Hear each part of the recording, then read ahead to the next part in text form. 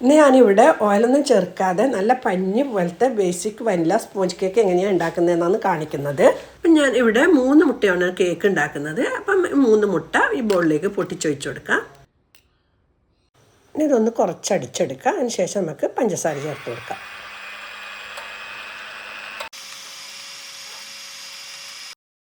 മുട്ട കുറച്ച് അടിച്ചെടുത്തിട്ടുണ്ട്. ഇനി ഇതിലേക്ക് പഞ്ചസാര ചേർത്ത് കൊടുക്കുക. 1/2 കപ്പ് പഞ്ചസാര ചേർത്ത് കൊടുക്കുന്നത്. ആദ്യം കുറച്ചിട്ട് അടിച്ചതിന് ശേഷം ബാക്കിയുള്ളതും ചേർത്തിട്ട് നല്ലപോലെ അടിച്ചെടുക്കുക. മുട്ടയും പഞ്ചസാരയും കൂടി നല്ലപോലെ അടിച്ചെടുത്തിട്ടുണ്ട്.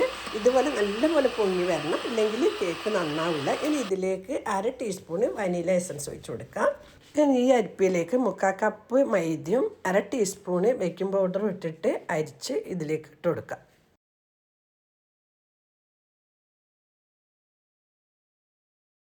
ഇനി ഇതെല്ലാം കൂടി ഒന്ന് നല്ലപോലെ മിക്സ് ചെയ്തെടുക്കാം.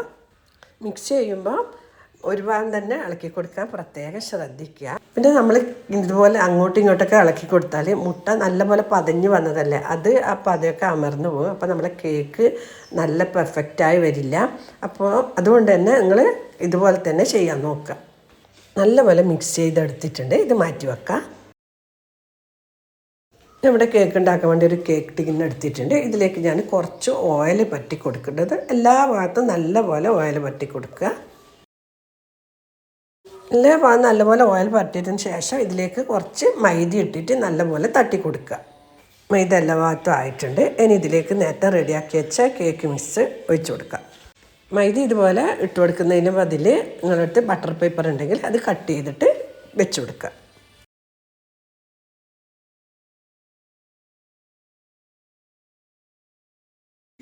ഇതിനുള്ള എയർ ബബിളൊക്കെ പോകാൻ വേണ്ടി ഒന്ന് മെല്ലെ ഇതുപോലെ മുട്ടി കൊടുക്കുക.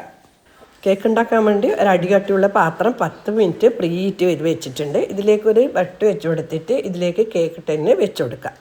ഇനി ഇത് അടച്ച് വെച്ചിട്ട് വളരെ ചെറിയ തീയിൽ ഒരു 40 മിനിറ്റ് ബേക്ക് ചെയ്തെടുക്കാം.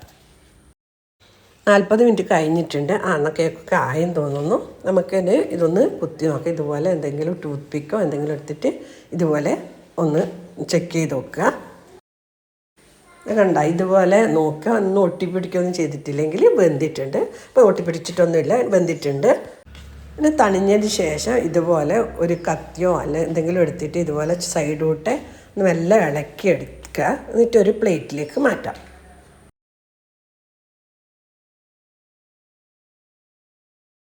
ഇവിടെ പ്ലേറ്റിലേക്ക് കമിച്ച് വെച്ച് കൊടുത്തിട്ട് മെല്ലെ മെല്ലെ ഇളക്കിയെടുക്കാം.